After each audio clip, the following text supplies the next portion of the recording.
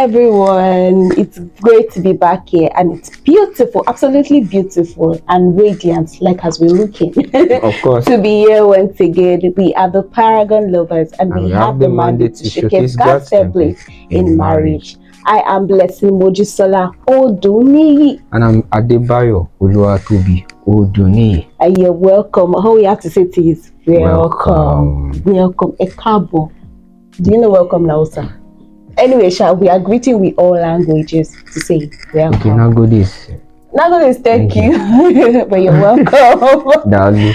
Yeah. Oh no. Dalu. No, Dalu is no.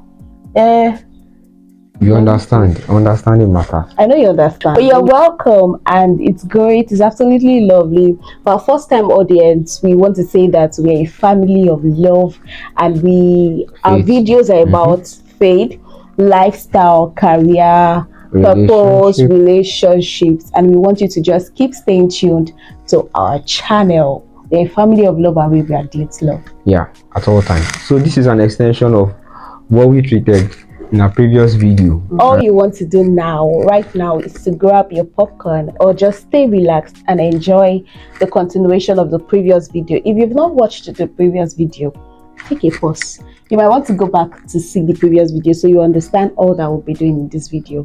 What we did in the last video was to speak about fears that have been holding individuals back from shining forth.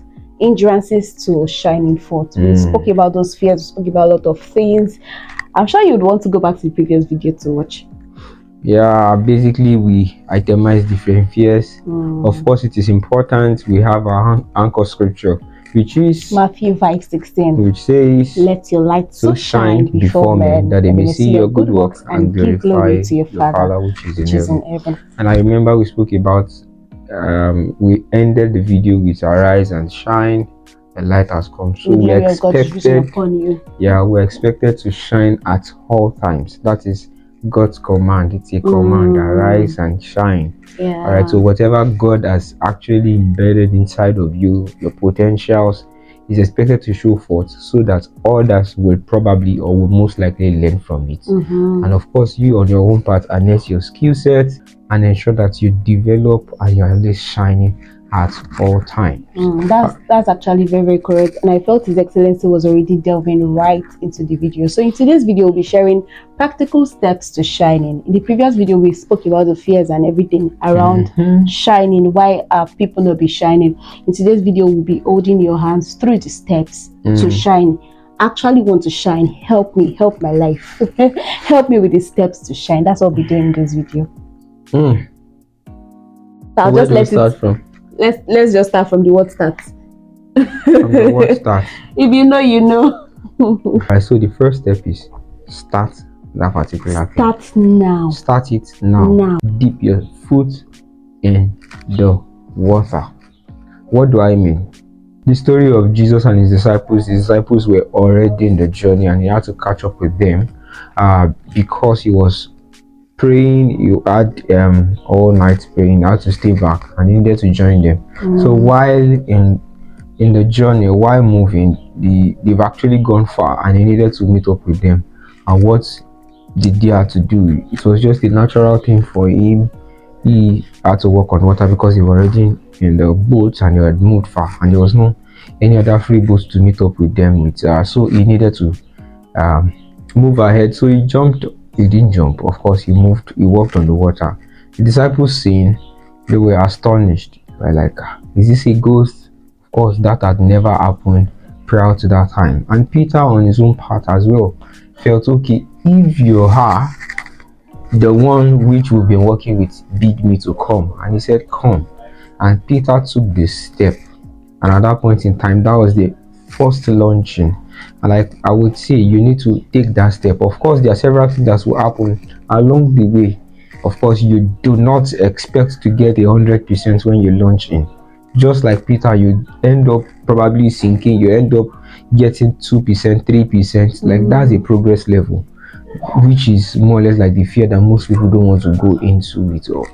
So the first step is take the step, proceed in it, even if you fall. There's a popular song that says, we fall down, but we get up. We fall. So if you fall, you still stand, you get up, and you keep moving. All right. So the first step to launching or to shining your light is to take the step. Volunteer at places. There are things that will come in different points in time. You might be in a gathering whereby a particular task is needed for anyone to volunteer. Another point in time, you feel, let Mr. A or Mr. B or Sister D, Sister Bimbo uh, volunteer. I think this person is good. At that point in time, you can take it up upon yourself. I think I want to volunteer for this. Learn it, start it, and continue it. Start it and launch into the deep. And before you know it, you get to become better. Of course, I'm not saying you get better at that point in time, but it's a progress level. Wow, thank you so much, His Excellency. That was profound. So His Excellency has said that the first step to shining as light is to what? Is to start. So, irrespective of, I know you might have concerns or you might have certain things that you've been wanting, you've been knowing, or you actually know that God is calling you to shine in this area, and then you're just having second thoughts and, or just start. Take that step. Take that step now. Drop that phone and take that step. Journal as you're watching this video and just take that step. So picking it up from where you stopped saying starting, I'd like to speak to how that it would not be, if you start, in the place of starting, you actually discover yourself. Yeah. So it is the place of service that you discover yourself. For you to shine as light, you need to serve. You need to give yourself to service. You need to volunteer, like you said. So in the place of volunteering, I would remember when, okay, so practical example was after my A levels, before I resumed school on site. Okay, so you know how that you get admission to federal schools, but then there's like a year interval before you resume officially. I know some of you know what I'm talking about. And then there was just that time lapse. There was that phase in my life where I seemingly wasn't doing anything, and my dad advised to that he said I should go and teach. At that point when he suggested it, I was looking at him, can't I just chill? Can't I just be at home and but he said, he did say like a suggestion. It was like a standing instruction, and then that's how I became a teacher. But guess what? It's one of the things that formed one of the experiences, because I've had several experiences, but it's a major experience that shaped my life and the skills I've picked. Because imagine my first job I was just 16 years of age, and then I had to teach senior secondary school. I had to interact with them. From there I picked many lessons on how to interact with adolescents, how to mentor them, the different things they were going through. Of course, my generational gap, like our generations were not like very, very wide apart, so I could relate with them, I could speak to them. It was easier for them to listen to me at home. That's how I discovered what I was also passionate about, which is mentoring young people and speaking to them in the areas of purpose. But okay, so what I'm trying to draw out from these experiences, I had to start. The first step, it was in place of starting, in place of teaching, I discovered all of this, and I discovered myself better. That's so I had giftings in the area of explaining, like teaching young people. So it is a major thing for you. You have to start. You have to take that step. You have to discover, in the place of service, you discover your strengths, you discover your weaknesses, you discover what you're most passionate about. So that's one thing that can help you to shine as light and actually help you to take that step. In the place of service, be intentional about also discovering yourself. So there's a quote that Debola General DDK, that's what I call her, there's a quote that she said that stuck with me like in recent times. She says that take a PhD in you. It means that you need to know yourself better than anyone else. And God actually has the manual. So take a PhD in you. Get to be the best of it. Like, know yourself, know your strengths, know your weakness, know what turns you on, know what turns you off, know what gets to you, understand yourself, understand your temperament, understand how God is dealing with you, understand the face you are. Take a PhD in you. That was profound. Take a PhD in you. That means study yourself and get to be the doctor of that which you need to understand about yourself. Let it not be like other people that get to study you. You yourself study yourself and get to discover most things. All right. So please, if you're following with us, you get to understand some of these basic things that we've been talking about. The first thing is take that step. The step I mean is once you take the step, with or without you, not with the mindset of I'm going to pass, I'm going to fail, and all of that. It is in a place of service, in the place of you discovering yourself, it is the place of you volunteering or taking that step that you even get to discover That's yourself. true. That's true. All right, so if you do not take the step, you most likely not discover yourself, except if there's that endowment or it comes naturally, and you just, of course, even if it comes naturally, you still need to act on a particular task or an assignment. Then you now be like, okay, this thing is actually there, and from it you get to share up some things. Okay, I think I can do better with this. From there you get to discover your strengths, and like my beautiful darling said, that is where you understand your potentials. You discover all of that which God has given unto you. So the first thing is take the step. The second is what? Is to discover yourself. So the next one is having a growth mindset. You need to have a growth mindset. So there's a difference between having a growth mindset and a fixed mindset. A growth mindset is that which thinks of abundance. So you think of how you can be better, how you can be more. You consciously work with the reality of how that you know that God has.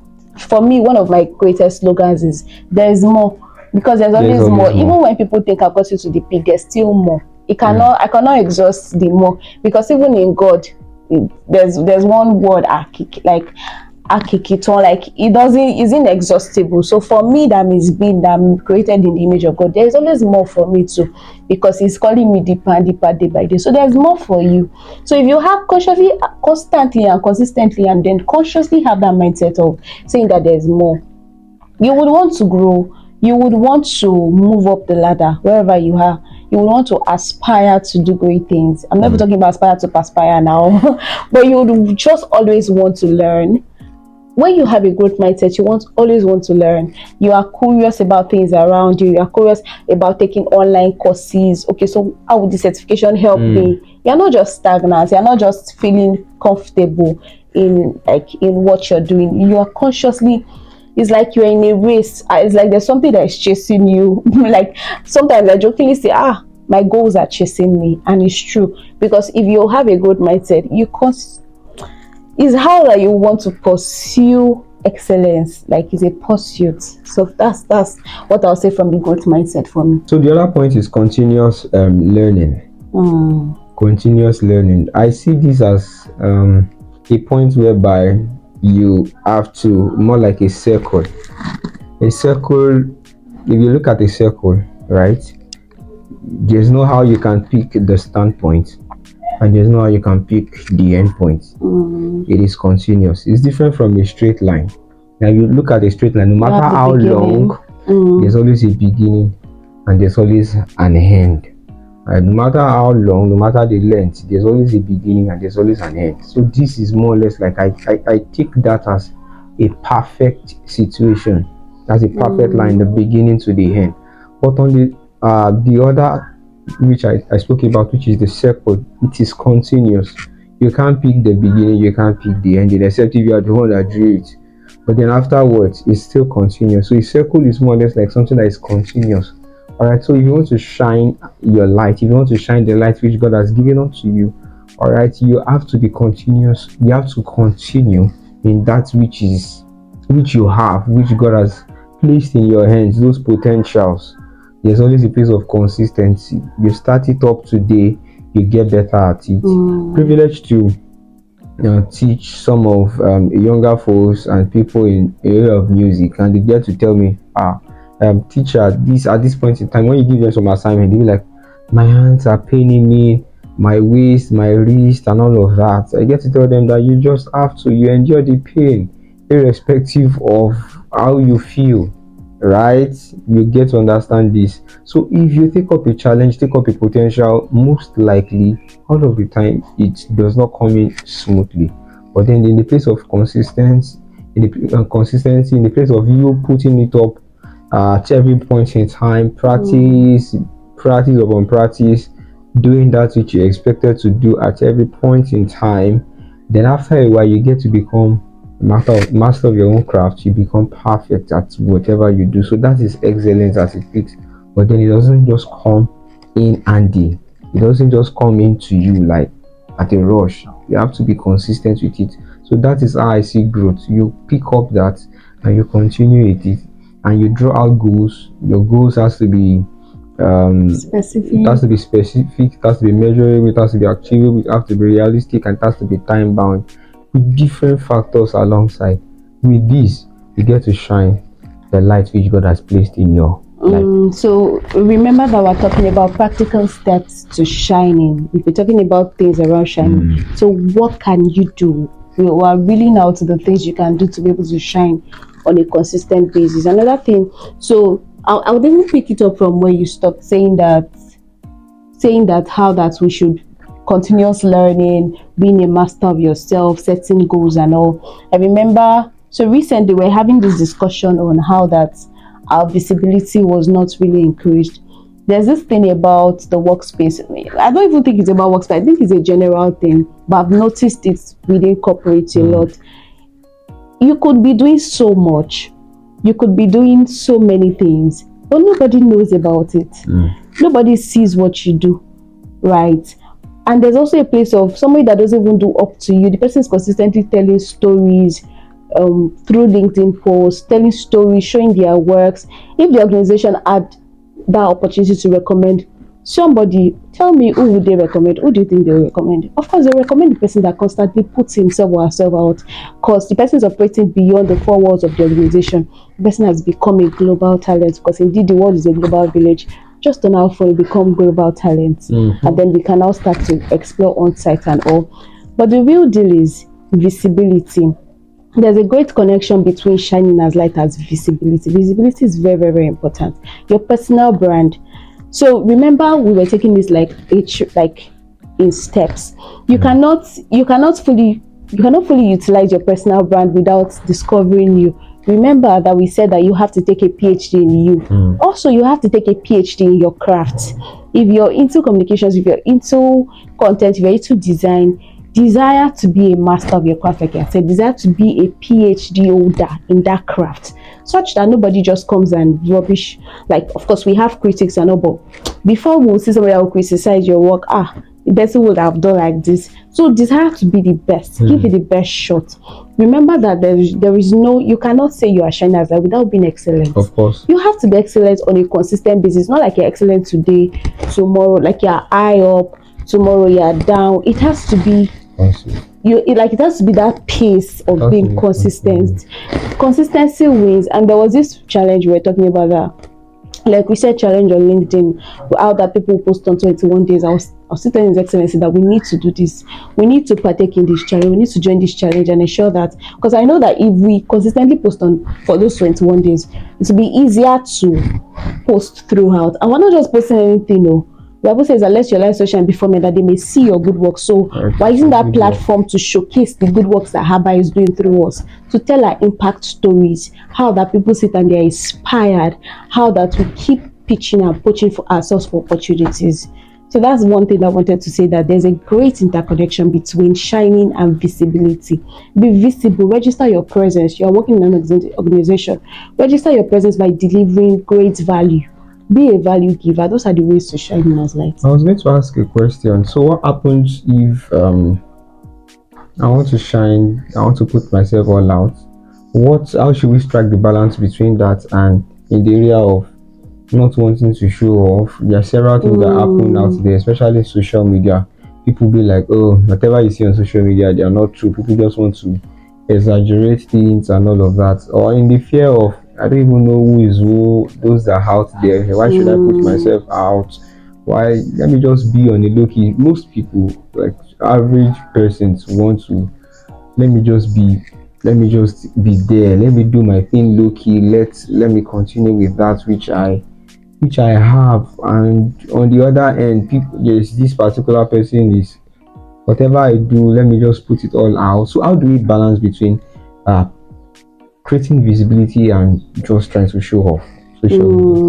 Thank you so much, His Excellency, for that question. This question is deep and is profound, because in all sincerity nowadays we see a lot of show off on social media, especially them celebrities. We see how people borrow cars, do all sorts of things, but one thing that matters is your motive. Why are you doing what you are doing? Are you doing it to show off or to make impact? That's one question you should ask yourself, and that's one question that keeps you back to the drawing board. So for me, there are times, if anyone who follows my post on WhatsApp knows that and to God's glory, I get messages of, oh, do you know I look forward to your status and all. And it's because those things I post, I don't just post them because I want to post them or because I want to show. I post them to inspire people. I post them because I know someone needs that message at that time. And then some people will like, some people will be like, oh wow, thank you for this message. And so some other persons, it might be like you're showing off. But as long as you're led by God, the Bible says that things are led by the Spirit of God, they are the sons of God. As long as you're led by God, you know the motive, you know why, you know what God has called you to do, you understand your assignment and you stick to it. So the balance is now understanding the thin line between showing off and fulfilling purpose, because there's a very thin line between that. And also understand that if you keep having that notion of social media this, social media that, through social media people have made it in life. Through social media people have gained global audience. So one thing you should also learn to do is, and that's something I'm learning to do, is to amplify the good more than the bad. We cannot totally take out the bad. Of course, even without social media, even if in offices or in workspaces, if you try to keep doing something, people will say, show me Connie, are you the only one that knows how to do it and all? But you know what you are after, you understand the goal, you understand the place of consistently positioning yourself and offering great value. Like whether social media or not, there will always be the good reasons and the bad reasons, but you know your motive, and your motive should inform every other thing that you do. That's just what I'm going to say about it. So that's the balance, the motive through which you're doing what you're doing, irrespective of the fact that you have to put yourself all out online or offline. So basically, I think that is it. Your motive should drive that which you do. Even if you're doing it offline, there are several persons that would also have the motive of course it is offline. You still want to show off. So irrespective of whatever platform you're using, you can actually show off both offline or online. And you can also create impact both online or offline. So whatever you do, ensure that there's a balance to it, and you have a good motive for doing that which you do. If there's a question, you should know your why. You should always know your why. Important. You don't just jump into things why because you see your peer pressures or people around, your friends, colleagues, people doing the same thing, and you feel, I think I can jump on this thing and do it without having a good motive. So you should understand and know your why. Alright, so if you know your why, if anybody wakes you up from your sleep, you should be able to give the reasons why you are doing this. And the most important is, like she has rightly said, technology is chasing the market, chasing everything, the world at a very high and robust speed. So you need to always harness it. Alright, so if you see the bad in a particular thing, look for the good of that particular thing and harness it, strengthen it, let that push you and amplify that which you do. You never can tell if you're in a world in a particular space. You can only influence people within that particular your geographic location, but then with the use of social media, you get to expand your reach. That is it. That's all. Basically, you can get all of that and you get better. So the bottom line is ensure that you are consistent with whatever you are doing and you have a good motive. But the first thing do not forget is ensure you start. From there, you discover your purpose, you discover your potentials, and it needs growth. Develop yourself, be consistent with all that you do, be excellent at your craft, at that which you do. Why? Because nobody wants to associate with someone who cannot offer value. Someone who is a mediocre. Nobody wants you want excellence, you want the top, you always want someone who can offer value, right? And you also should be able to offer value to people around you. That's correct. Which is very profound. Oh, thank you so much, His Excellency. That was really profound and deep. I was also going to add that in offering value or everything that we've said, you need to also understand your audience. You need to understand that you're not called to everybody. Of course. You need to understand the audience that God is calling, God has called you to. Although with time, your audience might expand, but for that phase, you need to understand your audience. So I'm saying this because your audience sometimes informs the platforms you use.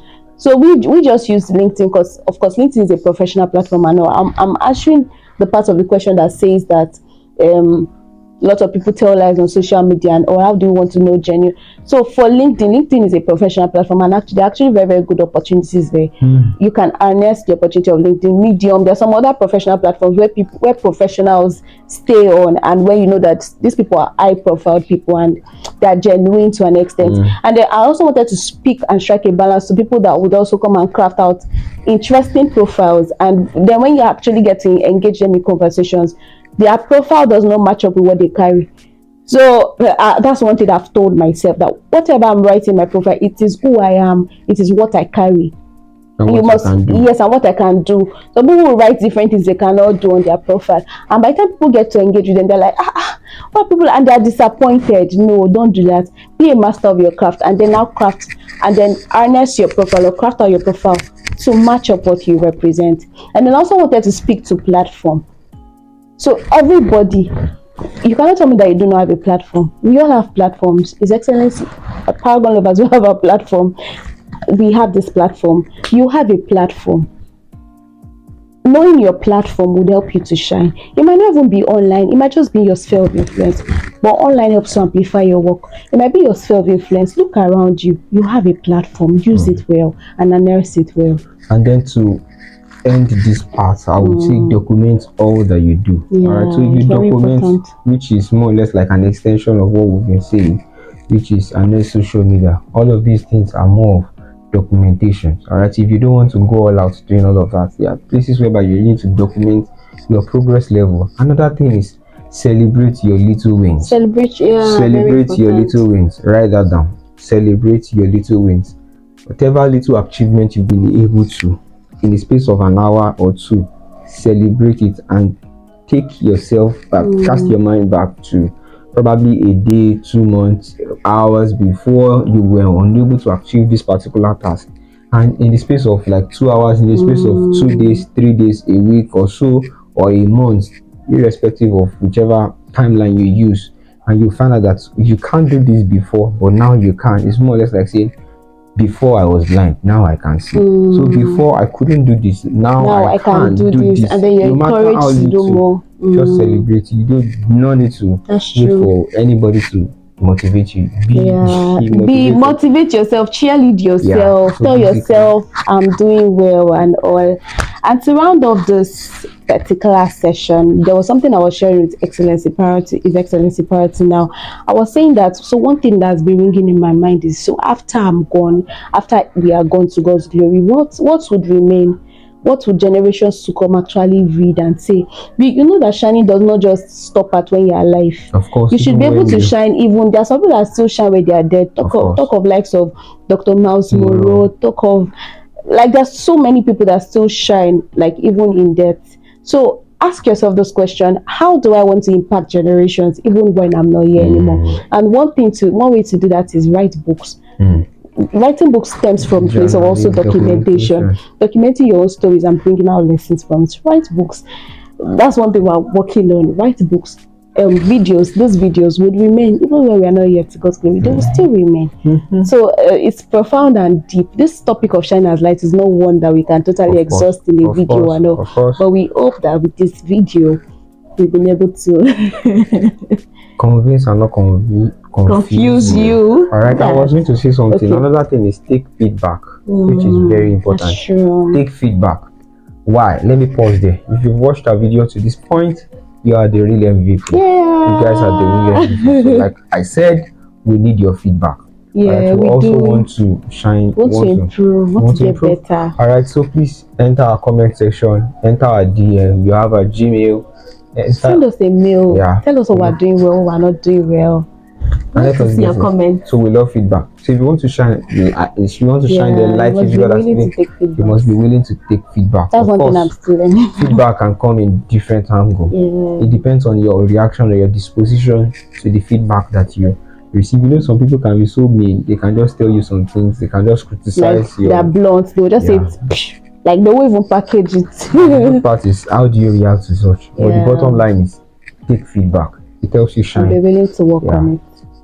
Wow, I feel like this video contains enough feeling anyway. I'm convinced that this video contains so much wisdom. And value. So if you are the real MVPs, we'll say that again. Thank you for watching to this point. Do well to not subscribe. Please subscribe. Why have you not subscribed? Do well to subscribe, like, share our videos with your loved ones. Talk about Share. Love you guys. Thank you so much. So we see you in the next video. We are the Paragon lovers once again, and we have the mandate to showcase God's template in marriage. Stay beautiful. Bye. Take care. Bye. Bye. We love you. Bye.